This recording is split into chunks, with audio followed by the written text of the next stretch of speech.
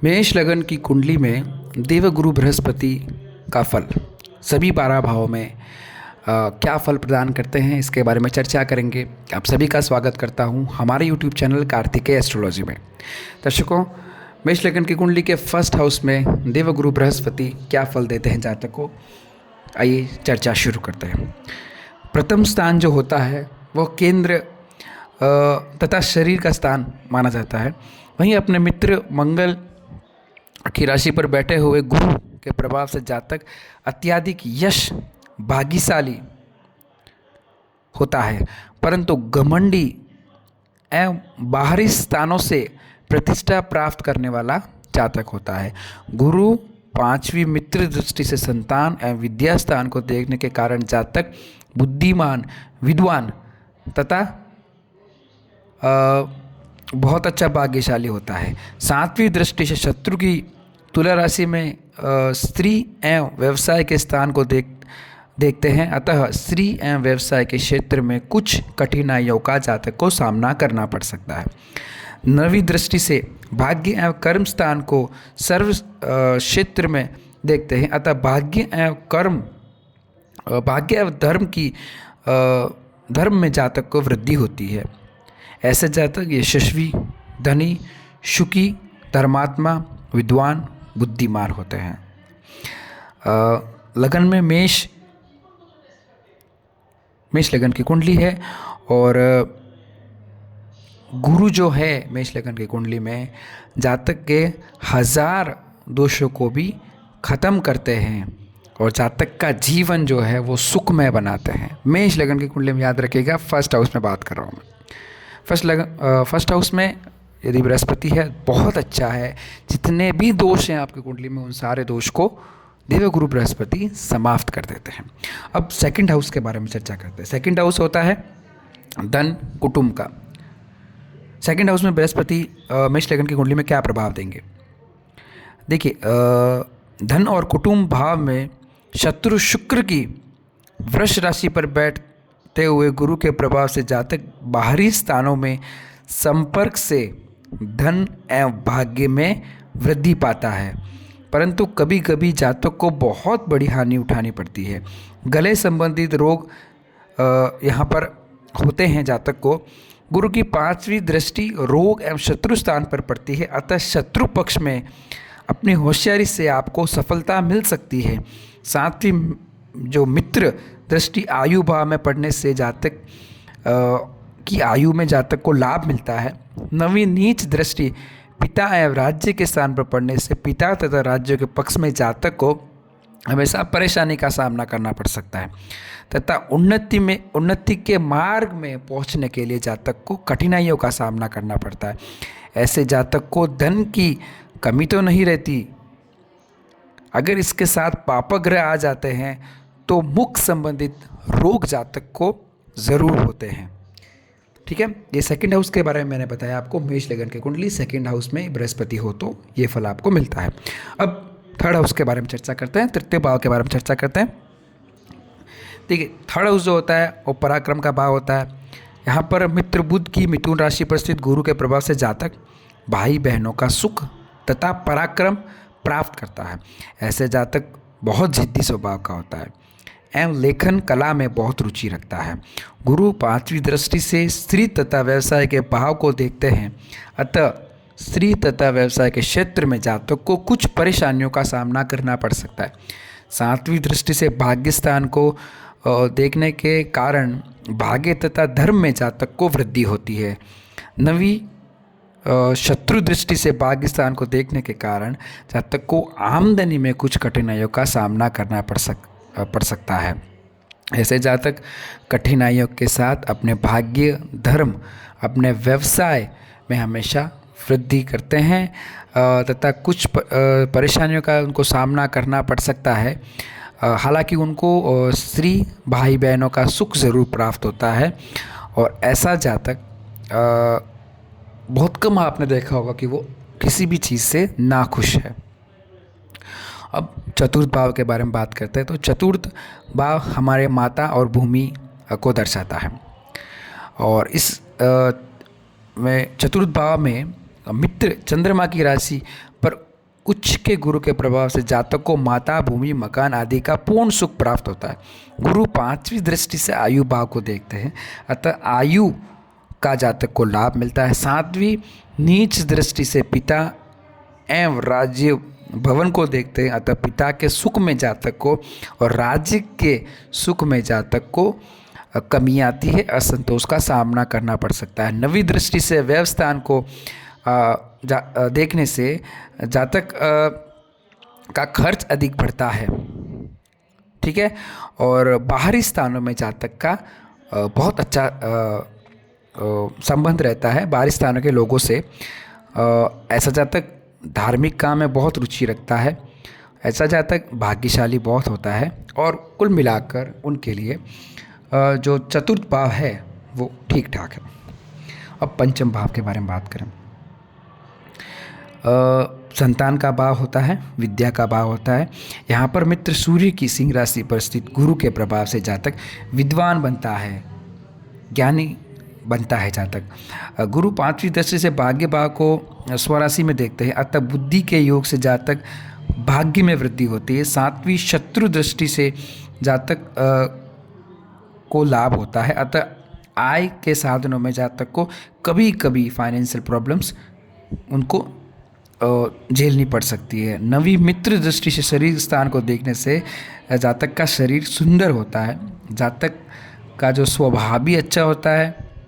ऐसा जातक धनी होता है, बुद्धिमान होता है, धर्मात्मा होता है, दिखने में बहुत आकर्षक होता है। और पंचम गुरु नेता राजनेता के लिए बहुत शुभ होता है। पंचम जो गुरु होता है ना, वो कहीं ना कहीं नेता में और राजनीतिक में सफलता ज़रूर दिलाता है। अब बात करते हैं 6th हाउस के बारे में।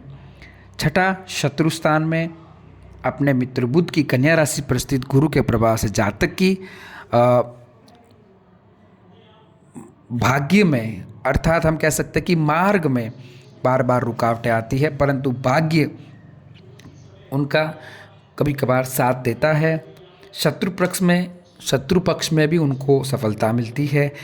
धन की कमी ऐसे कभी नहीं रहती और ऐसा जातक हमेशा मीठा बोलता है। हालांकि ऐसा जातक मीठा बहुत खाता भी है। 5वीं नीच दृष्टि से पिता एवं राज्य भाव को देखते हैं, अतः पिता एवं राज्य संबंधित त्रुटि जो है जातक को बनी रहती है। 7वीं दृष्टि से व्यय भाव को देखने से अतः खर्च में कुछ ना कुछ परेशानियों का सामना जातक को करना पड़ सकता है। और हालांकि 9वीं दृष्टि से धन एवं कुटुंब के तृतीय स्थान को देखने से जातक के कुटुंब से कुछ ना कुछ मतभेद बने रहते हैं। भाग्य इसके छठे स्थान में होने के कारण दूसरे के सहयोग से भाग्य की उन्नति होती है। मेहनत का कभी भी फल जातक को नहीं मिलता और जातक का रूढ़िवादी स्वभाव हो जाता है। अब हम बात करते हैं 7th हाउस के बारे में। 7th हाउस स्त्री भवन का होता है और यहाँ पर शत्रु शुक्र की राशि स्थित गुरु के प्रभाव से जातक स्त्री तथा व्यवसाय के क्षेत्र में कठिनाइयों का सामना करता है। यहाँ से गुरु 5वीं शत्रु दृष्टि से लाभ स्थान को देखता है, अतः आमदनी मार्ग में जातक को सीमित सफलता मिलती है। 7वीं मित्र दृष्टि से शरीर स्थान को देखते हैं, अतः शरीर सुंदर तथा प्रभावशाली रहता है। ऐसा जातक बहुत भाग्यवान रहता है। 9वीं मित्र दृष्टि से पराक्रम या भाई के स्थान को देखते हैं, अतः भाई बहन या पराक्रम का पक्ष अच्छा रहेगा जातक का। यहाँ पर गुरु पाप पीड़ित हुआ तो जातक को कहीं ना कहीं नुकसान पहुंचा सकते हैं। चलिए अब अष्टम भाव के बारे में बात करते हैं कि अष्टम भाव के गुरु कैसे होते हैं।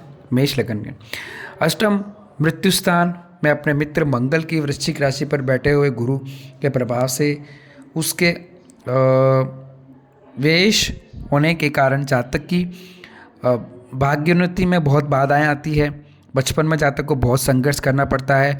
यश प्राप्ति के लिए जातक को संघर्ष करना पड़ता है, परंतु उसकी आयु में वृद्धि होती है, उसकी आयु में उसको लाभ मिलता है।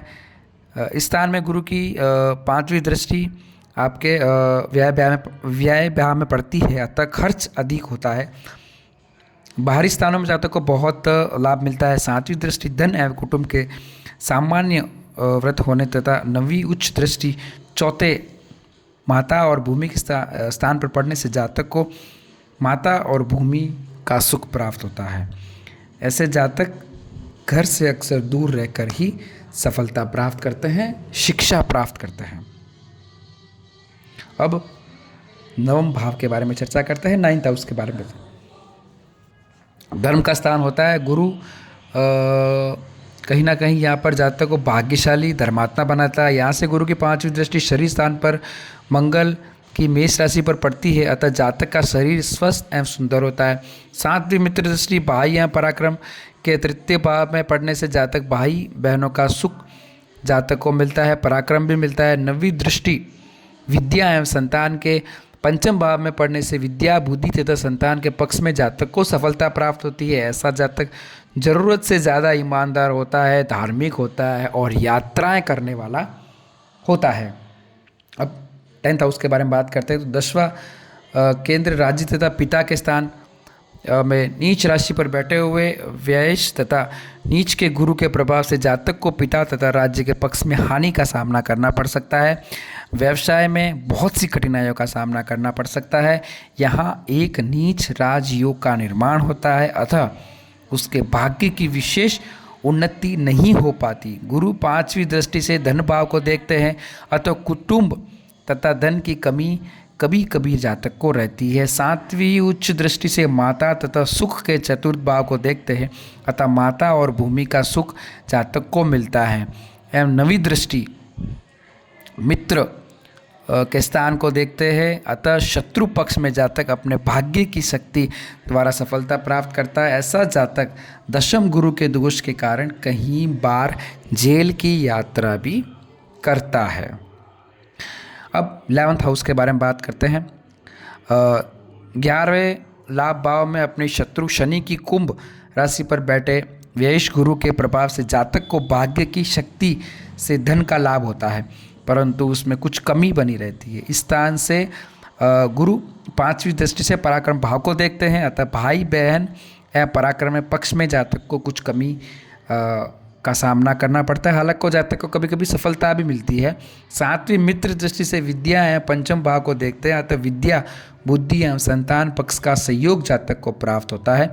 9वीं दृष्टि से स्त्री एवं व्यवसाय के सप्तम भाव को देखने से